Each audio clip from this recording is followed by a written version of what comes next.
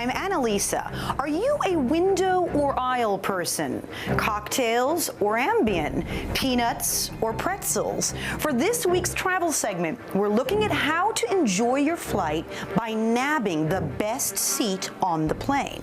And a good place to start is with websites like seatguru.com or seatexpert.com, whose motto is, all seats are not created equal. So number one, yes, the early bird does get the most leg room. Select your seat as early as possible, preferably online when you're booking. But an important tip, even if your preferred seat is not available, pick one anyway to ensure you have a seat assignment. You can usually change it later, and check again later in the week when you're flying. That's when airlines may release seats that weren't previously available, like the coveted exit row or bulkhead seats. Number two, know thy airplane. Like, what is bulkhead anyway? It's the partition that divides a plane into different classes or sections, and the seats just behind it can be the best. The main draw is that no one is in front of you, so you can avoid reclining passengers and having to make smiley faces at kids leaning over the seats. Also, now that airlines are positively dictatorial about carry-on baggage, it pays to remember the logic behind boarding. Most airplanes let people on from back to front, so if you're weighted down with big carry-ons, sit in the rear of the plane, and you can grab the overhead space first.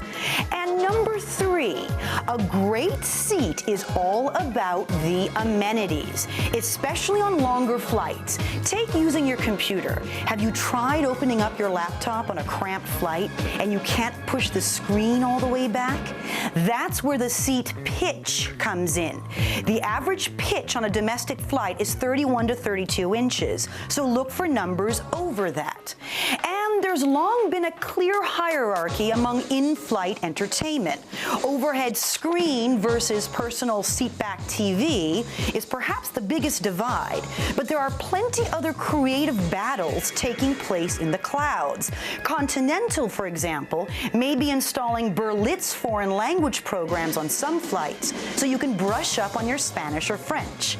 Everyone's adding more video games, though one of our favorites is the simplest, Delta's strangely addictive in-flight trivia where you compete against other passengers.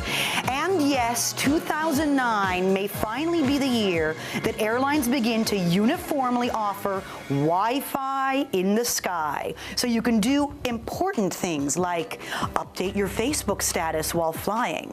But remember, you should also pay note to what isn't being offered. Ryanair recently hinted that they might charge to use the bathroom at 30,000 feet. Talk about a captive audience.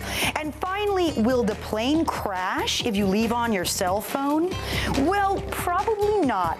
But because cell phone signals could affect older aircraft, for now, the no cell phone and no BlackBerry rule still applies. And for many travelers, it's that escape from the daily grind that makes airline seats the best in the world. See you next time.